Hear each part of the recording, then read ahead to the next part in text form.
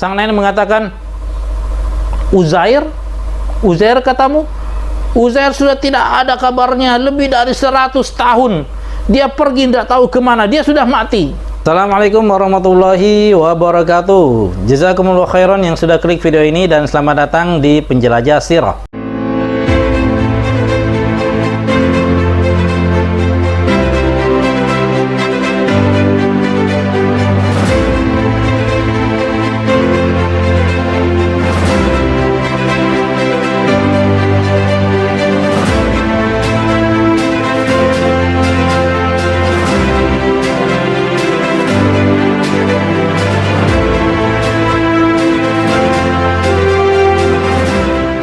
Marhaban ikhwan dan akhwat sekalian, buat antum-antum yang baru nonton channel Ana ini, ahlan wa sahlan, selamat datang Ana ucapkan. Di channel ini Ana berusaha untuk menggali kembali mutiara-mutiara sejarah Islam dan tokoh-tokoh Islam yang mulai dilupakan orang. Dan insya Allah di tiap pekannya akan selalu ada video-video baru yang dapat antum tonton. Jadi kalau antum suka dengan topik tersebut, pastikan untuk subscribe dan aktifkan lonceng notifikasinya, biar antum menjadi orang yang pertama nonton video Ana ini. Hari ini kita akan membahas tentang seorang pria yang sampai hari ini masih menjadi perdebatan. Apakah dia seorang nabi atau bukan? Dia adalah seorang yang soleh dari golongan Bani Israel, yang mana orang-orang Yahudi meyakini bahwasanya dia adalah anak Allah, Maha Suci Allah dari anggapan-anggapan mereka itu. Uzair adalah seorang ulama dari golongan Bani Israel. Beliau berdakwah selama 40 tahun, dari tahun 480 sampai 440 sebelum Masehi. Dia lahir di Mesopotamia, Irak, dan meninggal di Al-Quds, Yerusalem, Palestina. Dia adalah seorang yang telah menghafal kitab suci Taurat. Kisah hafalnya Uzair kitab Taurat adalah kisah yang ajaib, dan tidak ada yang mustahil jika Allah menghendaki. Disebutkan dalam tafsir Ibnu Katsir dalam jilid 4 halaman 134, suatu hari Uzair keluar dari rumahnya. Dia melewati sebuah kuburan, dan ternyata di kuburan itu ada seorang wanita yang sedang menangis. Wanita itu menangis sambil mengatakan, siapa nanti akan memberikan makanan saya? Siapa nanti akan memberikan pakaian saya? Spontan Uzair mengingatkan, kenapa engkau ini? Siapakah yang memberimu makan sebelum orang ini meninggal? Siapakah orang yang memberikan pakaian kamu sebelum orang ini meninggal? Langsung wanita itu menjawab, Allah. Lalu Uzair mengatakan, sesungguhnya Allah Maha Hidup dan tidak akan mati. Wanita itu balik bertanya kepada Uzair, wahai Uzair, siapakah yang mengajarkan ulama sebelum Bani Israel? Uzair mengatakan, Allah. Allah lah yang mengajarkan ulama-ulama Bani Israel. Lalu wanita itu balik bertanya, mengapa engkau menangisi kepergian mereka? Maka Uzair langsung sadar bahwa hal ini merupakan nasihat baginya. Kemudian wanita itu mengatakan pada Uzair, pergilah kamu ke sungai, mandilah, kemudian engkau sholat 2 rakaat. Maka sungguhnya nanti kamu akan bertemu dengan seorang kakek-kakek di sana, dan makanlah apa yang diberikannya kepadamu. Lalu berangkatlah Uzair mengikuti saran dari wanita tersebut. Dia langsung pergi ke sungai tersebut, mandi, dan melaksanakan sholat 2 rakaat. Tiba-tiba dia bertemu dengan seorang kakek-kakek. Lalu kakek itu pun bertanya kepadanya, bukalah mulutmu. Maka Uzair pun membuka mulutnya. Lalu kakek-kakek itu memasukkan sesuatu yang bentuknya seperti bara api yang besar sebanyak 3 buah ke dalam mulut Uzair. Sesudah itu Uzair menjadi hafal kitab suci Taurat dan menjadi orang yang paham isi dari kitab suci Taurat itu. Pemimpin sekaligus raja pertama bagi orang-orang Yahudi adalah Talut, sebagaimana disebutkan dalam surat Al-Baqarah ayat 247. Dalam Injil Perjanjian Lama, Taurat dinamakan Saul. Sesudah kepemimpinan Raja Talut kemudian diganti oleh Raja Daud, yang sekaligus juga seorang nabi. Kemudian dilanjutkan oleh anak dari Daud, yaitu Sulaiman, dan juga sebagai seorang nabi.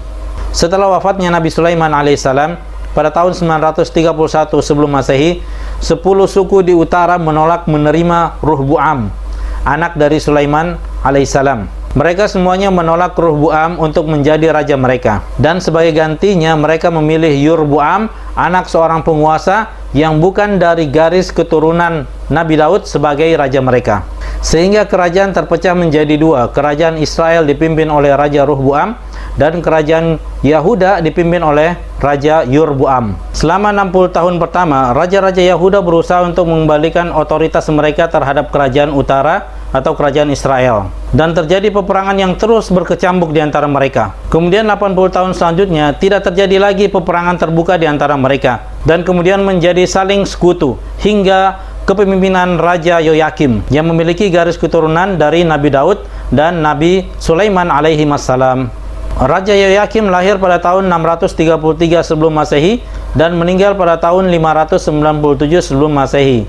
Dia adalah putra kedua dari Raja Yosia. Pada tahun ketiga pemerintahan Raja Yoyakim, atau tepatnya pada tahun 606 sampai 605 sebelum Masehi, datanglah Raja Bukhtanasor atau yang biasa dikenal dengan Raja Nebukadnezar.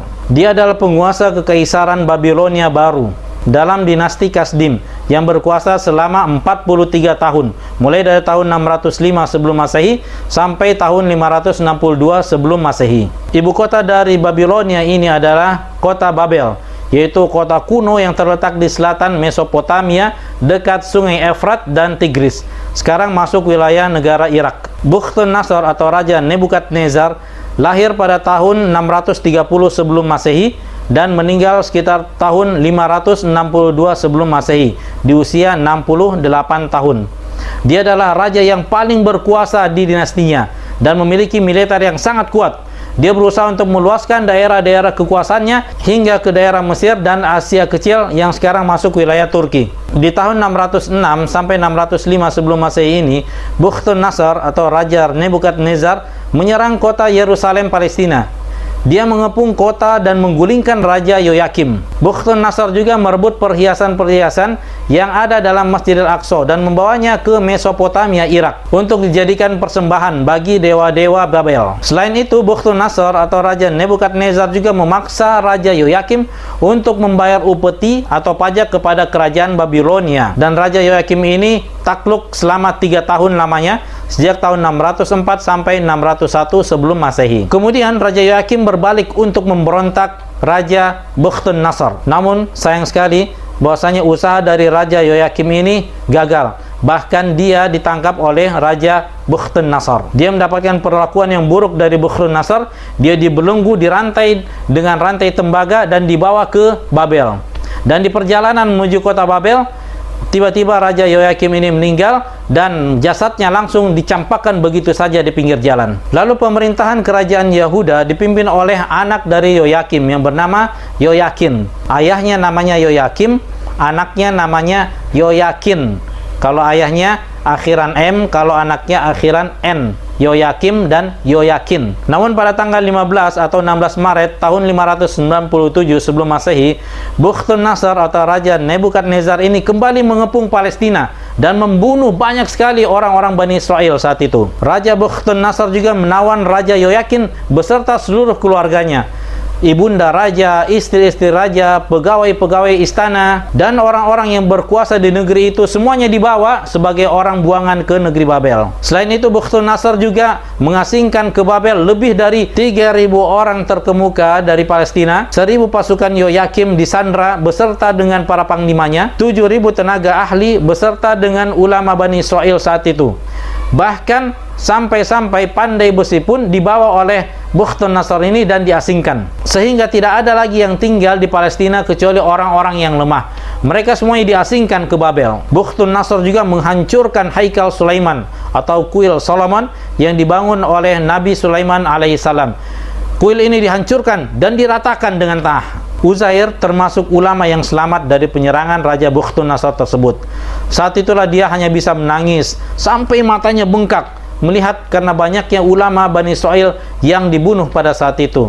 Beliau khawatir karena tidak ada lagi orang-orang yang bisa mendakwahkan Taurat. Pada suatu hari, Uzair memasuki kota Baitul Maqdis, Palestina. Kota yang sudah hancur porak-poranda oleh pasukan Bukhtanasor. kota itu sudah tampak sepi, tidak berpenghuni. Kota yang dulunya begitu indah, ramai dengan penduduk dan bangunan-bangunannya yang indah, namun kota ini sekarang menjadi kota yang hancur, kota mati. Uzair memasuki kota tersebut menggunakan keledai. Kemudian dia beristirahat di salah satu bangunan yang roboh, dan sambil memandangi bangunan-bangunan yang setelah hancur itu, dia pun bergumam, bagaimana ya caranya Allah menghidupkan kembali kota yang telah hancur ini? Waktu dia mengucapkan kata-kata itu, bukan berarti dia meragukan tentang kekuasaan Allah, akan tapi dia ingin tahu bagaimana ya caranya Allah menghidupkan kembali kota yang sudah hancur ini menjadi sedia kala. Lalu kemudian Allah Subhanahu wa Ta'ala mewafatkannya dan menghidupkannya kembali setelah 100 tahun atau 1 abad lamanya. Uzair tidak ditidurkan seperti Ashabul Kahfi, akan tapi memang betul-betul diwafatkan sampai badannya menjadi tulang belulang. Dan yang paling pertama yang dihidupkan oleh Allah Subhanahu wa Ta'ala adalah mata dari Uzair, dan kemudian dilanjutkan dengan anggota tubuh lainnya. Maka ketika dia terbangun, Allah pun bertanya melalui perantara malaikat, berapa lama kamu berada di tempat ini? Lalu Uzair pun menjawab, 1 atau setengah hari saya telah berada di sini. Karena waktu itu dia istirahat di tempat itu di waktu duha, kemudian dia dibangunkan di waktu asar menjelang maghrib. Jadi dia baru merasa tinggal di tempat itu setengah hari atau 1 hari lamanya. Berarti dia merasa seperti tinggal di waktu itu, istirahat di tempat itu waktu duha, kemudian tertidur sampai terbangun di waktu asar sebelum maghrib di besok harinya. Makanya dia mengatakan antara 1 hari atau setengah hari lamanya dia berada di tempat itu.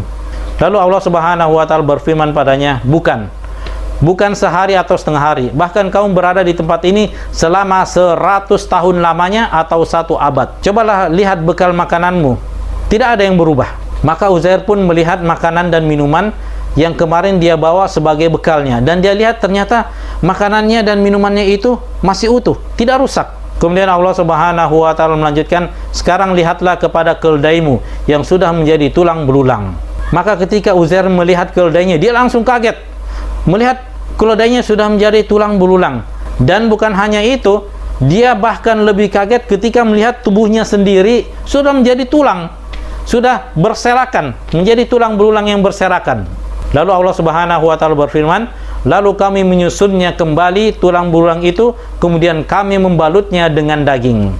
Jadi di saat matanya Uzair itu pertama kali dihidupkan oleh Allah Subhanahu wa Ta'ala, dia melihat proses tergabungnya tulang-tulang yang tadinya berserakan tersebut. Tulang-tulang itu bergerak dengan sendirinya atas izin Allah Subhanahu wa Ta'ala, lalu bersatu satu demi satu ke tempatnya masing-masing, dan tulang itu tersusun kembali menjadi rangka manusia dan rangka keledai.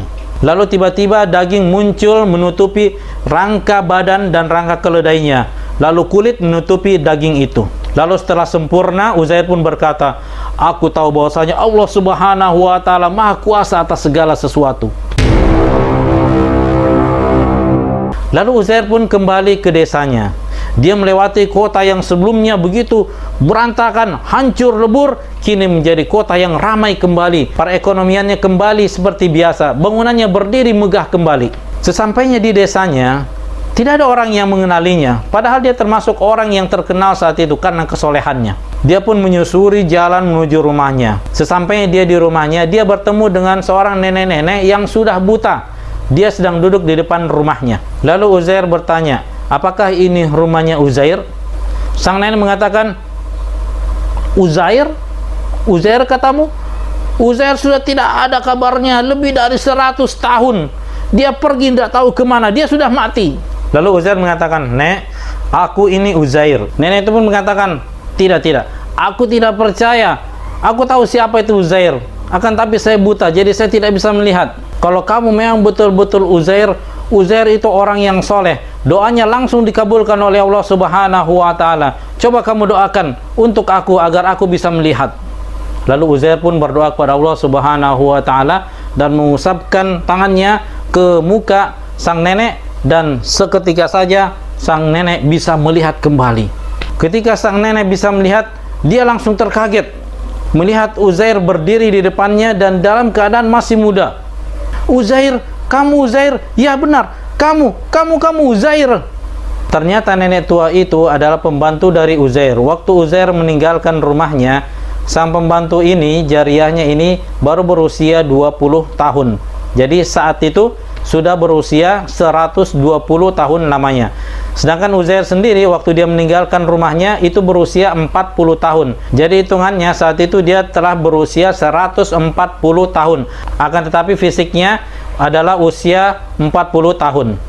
Maka dipertemukanlah Uzair dengan cucu-cucunya yang terlihat malahan lebih tua dari fisiknya. Tersebarlah berita kedatangan Uzair dengan cepat. Lalu orang-orang Bani Israel pun mendatanginya. Dan mereka mengatakan, saat ini kami kehilangan pegangan kitab suci. Pasukan Bukhtun Nasr telah merusak dan menghancurkan semua kitab Taurat. Dan kami mengetahui bahwasanya ayahmu pernah menyembunyikan sebuah Taurat. Semoga saja engkau bisa menunjukkan lokasinya sehingga kami bisa mendapatkan kembali kitab suci Taurat itu sebagai pegangan hidup kami. Uzair langsung mengatakan, ya, saya tahu tempatnya. Lalu berangkatlah Uzair bersama dengan orang-orang Bani Israel ke lokasi penyimpanan kitab suci Taurat tersebut.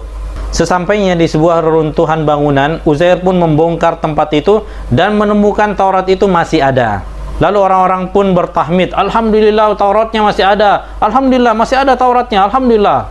Akan tetapi ketika mereka melihat, ternyata kondisi Taurat itu sudah rusak dimakan usia. Lalu orang-orang Bani Israel pun kembali bersedih ketika mengetahui bahwasanya Taurat telah rusak.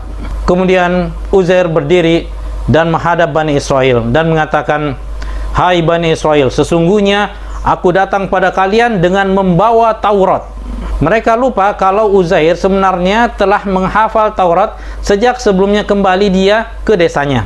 Mereka mengatakan, hai Uzair, kamu tidak bohong. Taurat kan sudah rusak. Mengapa engkau mengatakan kamu datang dengan membawa Taurat? Lalu Uzair mengambil sebuah pensil, kemudian dia mulai menulis seluruh isi dari kitab Taurat. Dan ketika dia menulis kitab Taurat dengan pensilnya, tiba-tiba ada cahaya dari langit masuk ke dalam tubuh dari Uzair. Dan orang-orang Bani Israel pun yang menyaksikannya menjadi takjub dengan kemampuan Uzair tersebut. Namun mereka masih ragu dengan kebenaran Taurat yang ditulis oleh Uzair tersebut. Berita ini pun tersebar luas hingga terdengar oleh ulama-ulama yang telah dibebaskan dan kembali dari Babel setelah 100 tahun ditahan. Di awal kisah, Ana sudah ceritakan tentang penyerangan pasukan Bukhtun Nasr ke Palestina yang membunuh banyak sekali orang-orang Bani Israel, dan diantara mereka juga ada para ulama-ulama, dan sebagian daripada mereka ditawan dan dibawa menuju Babel. Ketika Allah Subhanahu wa Ta'ala mewafatkan Uzair selama 100 tahun atau 1 abad, peristiwa demi peristiwa terjadi di masa itu. Di antaranya adalah runtuhnya kerajaan Babylon. Di awal Oktober tahun 539 sebelum Masehi, Raja Persia Kores, atau dalam bahasa Inggris biasa sebut Cyrus the Great, menyerang kerajaan Babylon. Pasukan tentara Persia menggunakan danau buatan yang dibuat oleh Ratu Babel, Nitokris, yang tadinya dibuat untuk melindungi Babylon dari serangan kerajaan Media, justru dipakai Raja Cyrus untuk membelokkan aliran sungai Efrat ke dalam kanal menuju danau buatan tersebut, sehingga tinggi air sungai Efrat tinggal selutut. Hal ini memudahkan tentara Persia untuk masuk ke kota Babylon melalui sungai pada waktu malam, sehingga kerajaan Babylon berhasil ditaklukkan, dan peristiwa ini dikenal dengan Perang Opis. Setahun kemudian, tepatnya tahun 538 sebelum Masehi, Raja Cyrus atau Kores mengeluarkan surat perintah yang mengizinkan orang-orang Bani Israel yang pernah ditawan oleh Raja Bukhtun Nasr kembali ke negaranya masing-masing, ke Palestina. Maka kembalilah orang-orang Bani Israel menuju Palestina dari Babel dengan beberapa gelombang, yaitu antara tahun 520 sampai 515 sebelum Masehi dan tahun 459 sampai 458 sebelum Masehi. Dengan demikian bahwasanya orang-orang Bani Israel yang diasingkan ke Babel itu kurang lebih berada di sana 100 tahun lamanya atau 1 abad. Dan ketika para ulama-ulama yang sudah tua usianya karena lamanya diasingkan, mereka kembali ke Yerusalem, Palestina, Maka orang-orang Bani Israel yang ada di Palestina saat itu, mereka semuanya menceritakan pada para ulama tersebut perihal Uzair. Maka para ulama Bani Israel pun mengeluarkan salinan kitab Taurat yang mereka simpan di bukit. Ternyata para ulama itu sempat juga menyembunyikan Taurat sebelum mereka ditawan oleh Raja Bukhtun Nasar. Lalu mereka menyamakan dengan hasil tulisan Uzair. Ternyata mereka menjumpai apa yang ditulis oleh Uzair benar-benar sama dengan salinan Taurat yang ada pada mereka. Maka sebagian dari mereka mengatakan sesungguhnya Uzair kemampuannya melebihi daripada Nabi Musa, karena Nabi Musa tidak hafal Taurat. Ketika mengajarkan Taurat kepada kaum Bani Israel, Musa alaihissalam memegang Taurat, dia membaca isi daripada Taurat, sedangkan Uzair mengajarkan Bani Israel berdasarkan hafalannya. Dia hafal Taurat dan paham benar isi daripada Taurat tersebut. Bahkan di saat Taurat itu menghilang selama 100 tahun atau 1 abad, dia bisa menulis dengan tangannya sendiri semua isi daripada Taurat, dan tidak ada yang bisa menyamainya kecuali dia memiliki kedudukan yang dekat dengan Allah Subhanahu wa ta'ala, dan tidak ada yang paling dekat kedudukannya kecuali dia adalah anak Allah. Maka sejak saat itulah orang-orang Bani Israel tersesat, karena mereka gulu berlebih-lebihan mengagung-agungkan Uzair. Bahkan mereka meyakini bahwasanya Uzair adalah anak Tuhan, Uzair adalah anak Allah. Waliyadzubillah, maha suci Allah dari anggapan mereka. Tafadhal komen di bawah tentang video ini dan untuk ide-ide video selanjutnya. Semoga antum semua menyukai video ini. Syukran lakum jami'an. Terima kasih banyak semuanya yang sudah nonton. Jangan lupa untuk subscribe bagi antum yang belum. Dan bagi antum yang sudah, jazakumullahu khairan. Dan terima kasih banyak telah mensupport channel Ana ini. Dan boleh minta like-nya sekalian. Dan jangan lupa untuk follow Instagram Ana, Penjelajah Sirah. Sampai jumpa di kisah-kisah selanjutnya. Manaja fikul umur. Kita tutup dengan kafaratul majlis. Subhanakallahumma bihamdika asyhadu an la ilaha illa anta astaghfiruka wa atubu ilaik. Assalamualaikum warahmatullahi wabarakatuh.